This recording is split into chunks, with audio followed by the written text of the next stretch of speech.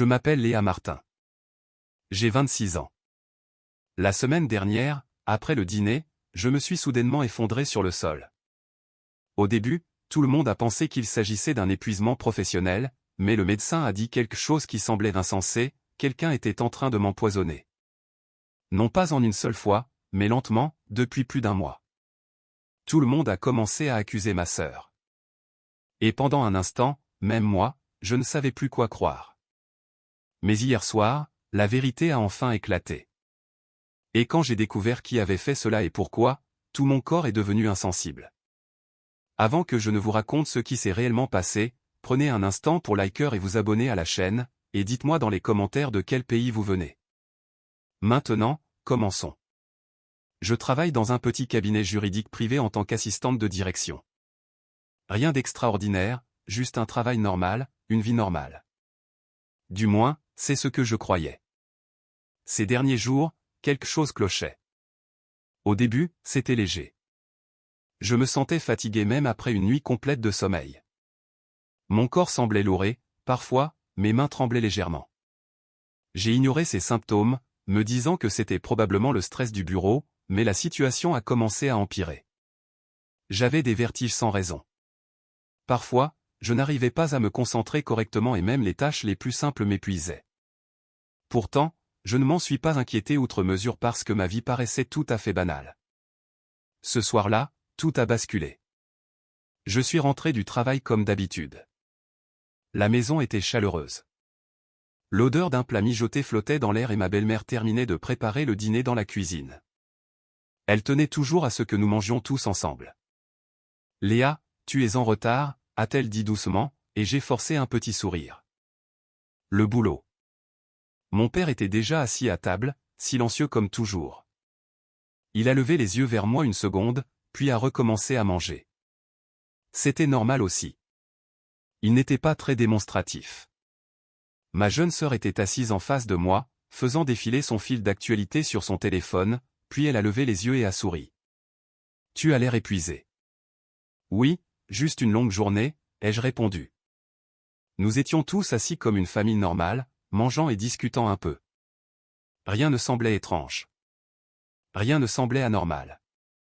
Mais au milieu du dîner, quelque chose est arrivé. Cela a commencé par un léger vertige. J'ai cligné des yeux plusieurs fois en essayant de l'ignorer, mais soudain, ma vision s'est troublée et la pièce s'est mise à tourner lentement. « Ça va ?» a demandé ma sœur, sa voix semblant lointaine, comme si elle venait d'un autre monde. Je ne sais pas, ai-je murmuré. Mes mains sont devenues faibles. La cuillère a glissé de mes doigts, puis tout est devenu noir. Je me suis effondré directement sur le sol. Je ne sais pas combien de temps s'est écoulé, quelques minutes, des heures, peut-être même une journée entière. Tout ce dont je me souviens, c'est de ma chute, et puis plus rien. Quand j'ai enfin ouvert les yeux, la première chose que j'ai vue, c'était la lumière. Trop vive. Ma vision était floue et des voix résonnaient autour de moi, familières, mais lointaines. « Léa, Léa, tu m'entends ?» Mes paupières me semblaient lourdes, comme si elles refusaient de s'ouvrir, mais j'ai fini par les forcer et je les ai vues. Ma belle-mère se tenait à côté du lit en pleurant, tout son corps tremblait alors qu'elle me tenait fermement la main. « Dieu merci, tu es réveillée », a-t-elle murmuré. Ma sœur se tenait à côté d'elle, les yeux gonflés, le visage pâle, comme si elle n'avait pas dormi du tout. « Tu nous as fait une peur bleue », a-t-elle dit, la voix brisée. Mon père se tenait un peu derrière elle, le visage tendu, les yeux fixés sur moi. « Léa », a-t-il dit doucement. Pendant un moment, personne n'a parlé. Ils me regardaient simplement comme s'ils avaient peur que je disparaisse à nouveau. Ma gorge était sèche, mon corps faible, comme si toute mon énergie avait été aspirée. « Qu'est-ce qui s'est passé ?» ai-je murmuré. Personne n'a répondu immédiatement. Ma belle-mère a commencé à sangloter plus fort, et ma sœur a détourné le regard. C'est là que la peur m'a envahi. « Pourquoi pleurez-vous tous ?» ai-je demandé. Avant qu'il ne puisse répondre, la porte s'est ouverte et le médecin est entré. Rapide. Sérieux. Il a vérifié le moniteur, puis m'a regardé. « Vous êtes réveillé. » C'est un très bon signe. « Un signe de quoi ?» ai-je demandé faiblement. Il s'est approché, son ton calme, mais grave. Vous êtes restée inconsciente pendant presque une journée entière. Votre état était critique à votre arrivée, et il y avait un réel risque que vous tombiez dans le coma. Ma belle-mère s'est effondrée en larmes tandis que ma sœur essayait de la soutenir, malgré ses propres larmes qui coulaient sans fin. J'ai regardé le médecin, confus et terrifié. Pourquoi? Qu'est-ce qui m'est arrivé? Il a fait une pause, puis a dit lentement, Léa, vous avez beaucoup de chance. Votre système immunitaire est robuste. C'est la seule raison pour laquelle votre corps a réussi à combattre cela. Sinon, la substance que nous avons trouvée dans votre organisme est extrêmement dangereuse. Mes doigts se sont crispés sur les draps. Si vous étiez arrivé ne serait-ce qu'un peu plus tard. Il n'a pas fini sa phrase, mais j'ai compris. Vous auriez pu perdre la vie. Les mots résonnaient dans ma tête. Perdre la vie? Ma respiration est devenue irrégulière. Non, ce n'est pas possible, a murmuré ma sœur. Le médecin a poursuivi, nous avons effectué un lavage gastrique en urgence. Votre famille vous a amené juste à temps. S'ils avaient eu le moindre retard, nous n'aurions peut-être pas pu vous sauver. Ma belle-mère me tenait la main plus fort, pleurant de façon incontrôlable. Mon père s'est avancé. Docteur, quelle est la cause? A-t-il demandé. La pièce est retombée dans le silence. L'expression du médecin est devenue encore plus sévère. Il m'a regardé droit dans les yeux et a dit, votre état suggère un empoisonnement. Tout s'est figé. Un empoisonnement, ai-je murmuré, mon esprit refusant de l'accepter. Pas une seule dose, a-t-il continué. De petites quantités au fil du temps. Il semble que quelqu'un vous en administre depuis quelques semaines. Non, c'est impossible, a immédiatement déclaré ma belle-mère. Ma sœur a secoué la tête. Qui ferait une chose pareille? Personne n'avait de réponse. J'ai regardé chacun d'eux. Ma belle-mère en pleurs, ma sœur terrifiée, mon père silencieux et tendu. Et pour la première fois, une pensée a traversé mon esprit, quelqu'un de proche a fait cela. Comme par signal, la porte s'est rouverte. 2 policiers sont entrés et l'atmosphère a changé instantanément. Nous avons été informés de l'affaire, a dit l'un d'eux, sa voix ferme et officielle. À partir de ce moment, cette affaire est sous enquête. Nous devons poser des questions. J'étais là, faible, confuse, terrifiée, regardant les gens autour de moi. Et soudain, je ne savais plus à qui faire confiance. La pièce semblait plus froide après cela. Même avec tout le monde autour de moi, je me sentais seul. Les policiers se sont avancés. Nous devons poser quelques questions, a dit l'un d'eux, sa voix calme mais sérieuse. Ils ont commencé par des choses simples. Qu'avez-vous mangé? Qui a préparé le repas? Avez-vous eu des conflits récemment? J'ai essayé de répondre, mais mon esprit était encore embrumé et tout semblait pesant. Ma belle-mère a préparé le dîner, ai-je dit lentement. Nous avons tous mangé ensemble. Quelqu'un vous a-t-il servi séparément, a-t-il demandé. J'ai marqué une pause, réfléchissant un instant. Non, je ne pense pas. Ils ont tout noté, puis se sont tournés vers ma famille. Ma belle-mère a essuyé ses larmes. J'ai préparé le même repas pour tout le monde. Nous l'avons tous mangé. Ma sœur a hoché la tête rapidement. Oui, nous avons tous mangé ensemble. Mon père se tenait là en silence, écoutant simplement. Puis l'officier a dit quelque chose qui a tout changé, nous devrons enquêter sur tout le monde. Un silence de mort a envahi la pièce. Tout le monde, a répété ma belle-mère. Oui, a-t-il répondu. Les membres de la famille, les proches, et même les contacts au travail. J'ai senti ma poitrine se serrer. Bientôt, d'autres personnes ont commencé à arriver, parents, voisins, des gens qui avaient appris ce qui s'était passé. Des chuchotements remplissaient la chambre. Confusion, peur, suspicion. Et puis ça a commencé. Je pense qu'on devrait se pencher sur la sœur, a dit un membre de ma famille à voix basse. Ma sœur s'est figée. Quoi? Elle a toujours été jalouse, a ajouté une autre voix. Elles ne se sont jamais entendues. Non, a dit immédiatement ma belle-mère. Elle ne ferait jamais une chose pareille. Mais les chuchotements ne s'arrêtaient pas. Ces choses arrivent dans les familles. La jalousie peut aller trop loin. Ma sœur continuait de secouer la tête. Non, je ne peux pas. Je ne ferai jamais ça, sa voix s'est brisée. Je ne peux pas tuer ma propre sœur. Mais personne n'écoutait vraiment. Les policiers ont échangé des regards. Nous allons avoir besoin que vous veniez avec nous pour un interrogatoire, a dit un officier. Mon cœur s'est effondré. Non, ai-je murmuré faiblement. Ma sœur m'a regardé, les larmes aux yeux. Je n'ai pas fait ça. S'il te plaît, crois-moi, a-t-elle dit. Je sais, ai-je murmuré. Mais même en le disant, une petite partie de moi n'en était plus sûre. Et cela m'effrayait plus que tout. Ils l'ont emmenée et la pièce a semblé vide après cela. Les jours suivants ont été flous. La police est venue et repartie, posant les mêmes questions encore et encore. Ils ont tout fouillé, notre maison, la cuisine, les boîtes de conserve, les bouteilles d'eau, mais n'ont rien trouvé. Aucune trace, aucune preuve évidente. Ils ont même commencé à enquêter sur mon lieu de travail. Mes collègues ont été interrogés. Ma routine a été vérifiée. À qui je parlais, où j'allais. Toujours rien. C'était comme si la personne qui avait fait cela savait exactement ce qu'elle faisait. Pendant ce temps, j'étais toujours à l'hôpital. Les médecins disaient qu'ils avaient lavé mon estomac, mais la faiblesse persistait. Mon corps semblait vidé, et même le fait de rester assise était difficile, mais mon esprit ne pouvait pas se reposer. Qui pourrait me faire une chose pareille? J'ai pensé à tout le monde. Ma sœur? Non. Elle a trop pleuré. Elle avait l'air trop détruite. Ma belle-mère? Non. Elle est restée à mes côtés à chaque instant, me tenant la main, priant. Mes parents? Peut-être, mais pourquoi? Mes collègues? Possible, mais rien n'avait de sens. Alors qui? Cette question n'arrêtait pas de revenir dans mon esprit. Les jours ont passé. Puis, finalement, ma sœur a été relâchée.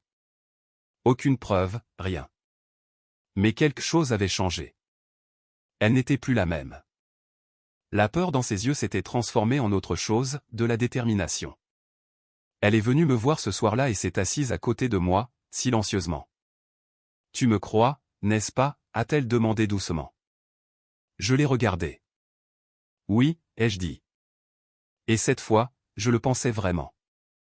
Elle a hoché la tête lentement, puis a dit quelque chose d'inattendu. « Si ce n'est pas moi, alors c'est quelqu'un de très proche de nous. » Mon cœur a sauté un battement. J'y ai réfléchi, a-t-elle poursuivi, observant, se souvenant. J'ai froncé les sourcils. « Qu'est-ce que tu veux dire ?» Elle a hésité, comme si elle n'était pas sûre de devoir le dire. « Rien. Peut-être que je me fais des idées, » a-t-elle dit rapidement.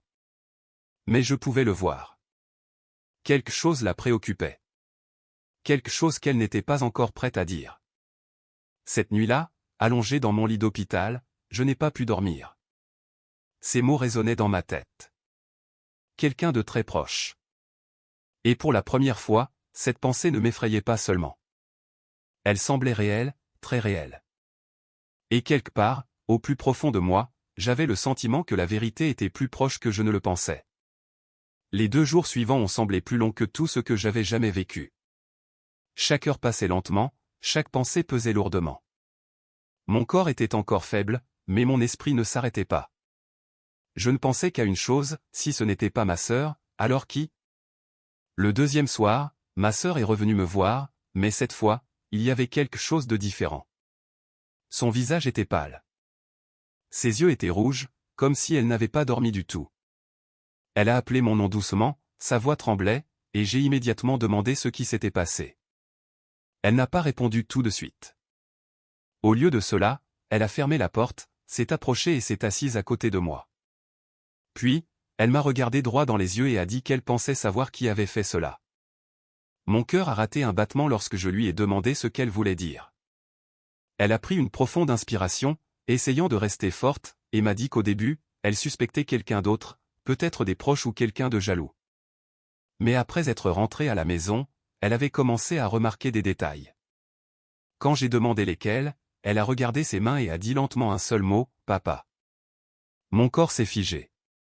J'ai refusé de le croire, mais elle a continué, expliquant qu'elle n'y avait pas cru non plus au début. Elle s'était rappelé que c'était notre père, que c'était impossible. Mais ensuite, elle s'était souvenue de quelque chose d'important. Ces dernières semaines, c'était lui qui me donnait du jus de fruits tous les jours, insistant toujours pour que je le boive parce que c'était bon pour ma santé. Tandis qu'elle disait cela, des souvenirs ont commencé à me revenir.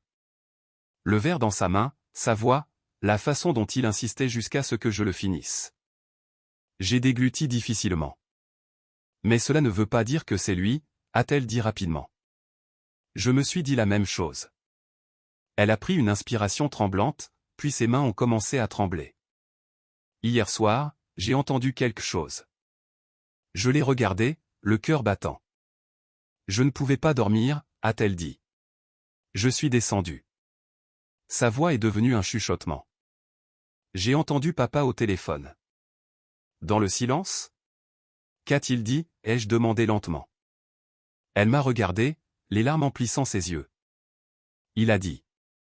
Elle a marqué une pause comme si les mots étaient trop lourds. Elle a eu de la chance cette fois-ci. Mais ça n'arrivera plus. La prochaine fois, je ne raterai pas mon coup. Tout en moi s'est brisé. Non, ai-je murmuré. Mes mains ont commencé à trembler. Non, non, non. Elle a rapidement sorti son téléphone. J'ai enregistré, a-t-elle dit. Elle a lancé l'enregistrement et je l'ai entendu. La voix de mon père, claire, froide. Si ça ne fonctionne pas bientôt, tout aura été gâché. Le téléphone a glissé de la main de ma sœur. Je ne pouvais plus respirer.